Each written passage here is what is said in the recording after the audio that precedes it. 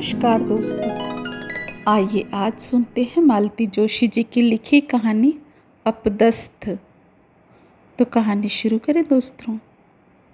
भुवन का पत्र आते ही घर में जैसे भूचाल आ गया था। 2 साल पहले जब उसकी शादी की खबर आई थी, घर में ऐसा ही तूफान बरपा हुआ था। उसके पिता ने तब कहनी अनकहनी सब सुना दी थी। बेटा सामने नहीं था, इसलिए माँ को ही कटघरे में खड़ा कर दिया था। अंत में उन्होंने वही वाक्य दोहरा दिया था जो सदियों से बिगड़ैल बच्चों के पिता बोला करते हैं, तुम्हारे लाड़ प्यार ने उसे बिगाड़ दिया है।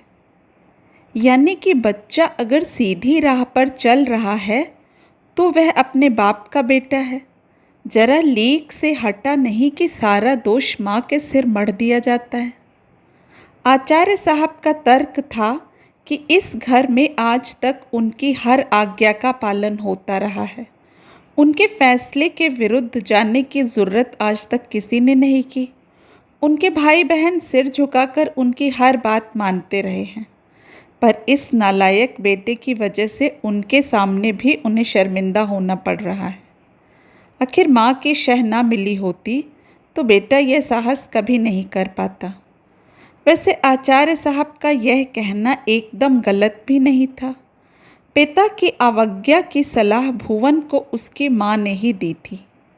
उसे सीधे सीधे अवज्ञा भी नहीं कहा जा सकता, क्योंकि आज्ञा मांगी ही नहीं थी। भुवन की माँ ने उसे समझा दिया था कि अगर सचमुच उस लड़की से प्यार करते हो तो चुपचाप शादी कर लो। पिता की अनुमति लेने के फेर में पड़ोगे तो पछताओगे।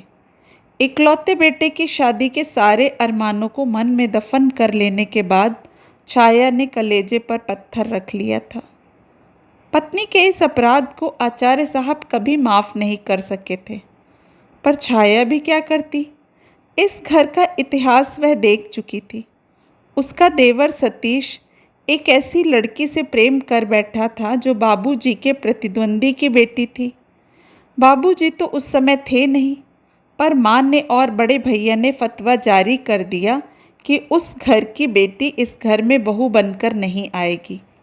सालों बाद उसने अपने बेटे को जो सलाह दी वही उस समय सतीश को देना चाहती थी।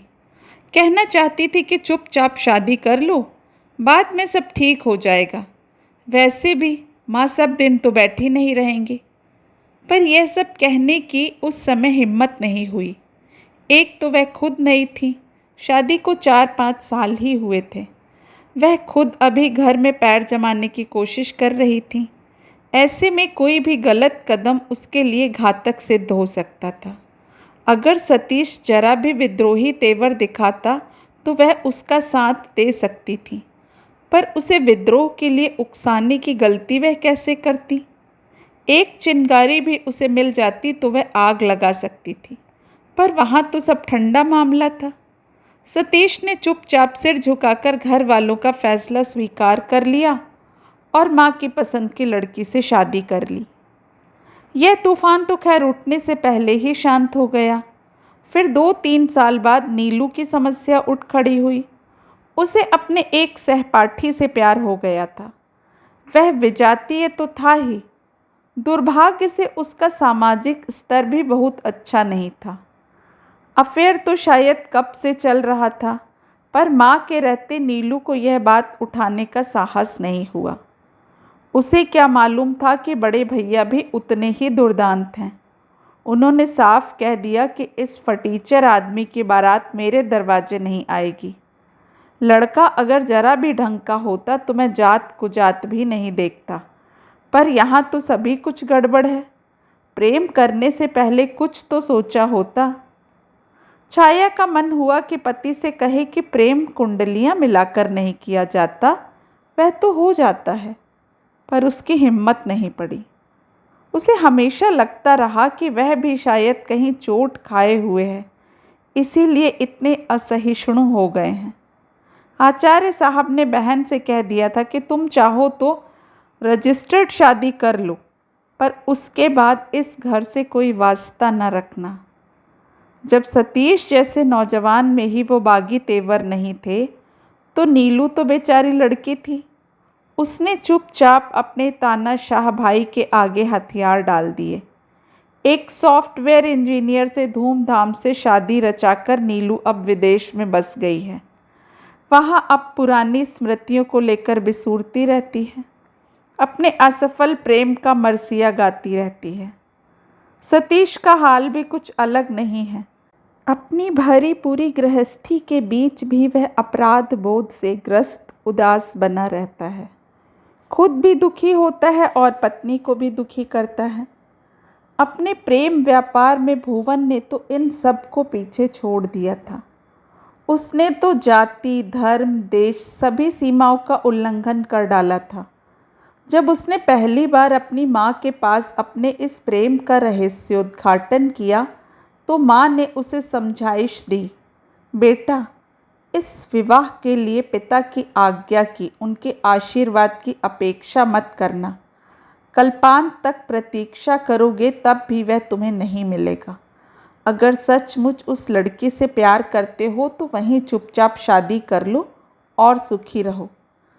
पत्नी के इस अपराध को आचार्य साहब कभी माफ़ नहीं कर पाए हैं और अब भुवन का पत्र आया है कि वह पत्नी और बच्चे के साथ उनका आशीर्वाद लेने आ रहा है। यह पत्र उसने पिता के नाम ही लिखा था, पर खुश होने के स्थान पर वे तिलमिला गए थे और पत्र के टुकड़े टुकड़े करके उन्होंने पत्नी के सामने ही छितरा दिए थे। वे जानते थे कि यह सब अनायास ही नहीं हुआ है। बागी बेटे के साथ पत्नी का संपर्क बराबर बना हुआ है, इसकी जानकारी उन्हें थी। उन्हें मालूम है कि पत्रों का, चित्रों का आदान प्रदान होता रहता है। फ़ोन पर भी घंटों बात होती है। यह सब कुछ उनसे छिपाकर किया जाता है, फिर भी उन्हें पता तो चल ही जाता है। पत्नी का चेहरा देखकर ही वे सारे समाचार जान लेते हैं। आचार्य साहब को पक्का विश्वास था कि इस सद्भावना यात्रा का निमंत्रण भी पत्नी की ओर से ही गया होगा। भुवन अपने से तो शायद इतनी हिम्मत न कर पाता, इसलिए पत्र पढ़ने के तुरंत बाद ही उन्होंने ऐलान कर दिया था कि वह नालायक मेरे घर में नहीं आएगा। तुम्हें अगर मिलने का शौक़ है तो किसी होटल में कमरे बुक कर लो, उसे वहीं बुला लेना। अपने इस निर्णय से बड़े आत्ममुग्ध, आत्मसंतुष्ट बने हुए थे कि एक जोरदार झटका लगा। एक दिन दफ्तर से लौटकर देखते क्या हैं कि छाया माली को लेकर बंधनवार लगाने में व्यस्त है। पोर्च से लेकर मुख्य दरवाजे तक आम्र मंजरियों के बंधनवार लगे हुए थे। बीच बीच में फूलों की मालाएं लटक रही थीं। मुख्य दरवाजे के सामने सुंदर सी अल्पना सजी हुई थी। रंगों की ताज़ा चमक से पता लग रहा था कि अभी अभी दी गई है। सारा सरंजाम देखकर वे क्रोध से फुफकार उठे। ये क्या हो रहा है? छाया ने शांत भाव से उत्तर दिया, कल भुवन लोग आ रहे हैं ना। नई बहू पहली बार आएगी तो क्या सूने दरवाजे से गृह प्रवेश करेगी? आचार्य साहब तिलमिला गए। मैंने कहा था ना कि मेरे घर में यह सब नहीं चलेगा। और यह कहते हुए जैसे ही वे आगे बढ़े, छाया ने उनका रास्ता रोक लिया। पता नहीं कैसे उसे आभास हो गया था कि वह अब जूतों से उसकी अल्पना को रौंदने ही वाले हैं। पति के आवेश को वहीं थामने के बाद उसने शांत संयत स्वर में कहा, आप भीतर चलकर फ्रेश हो ले, तब तक मैं चाय लगवाती हूँ। पत्नी की भाव मुद्रा देखकर वे समझ गए कि नौकरों चाकरों के सामने तमाशा करना उसे अच्छा नहीं लग रहा है। वह पैर पटकते हुए भीतर चले गए।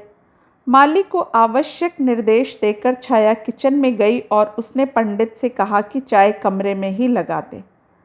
साहब बाथरूम से निकले तब तक चाय लग चुकी थी। छाया ने दरवाज़ा हल्के से उड़का लिया था।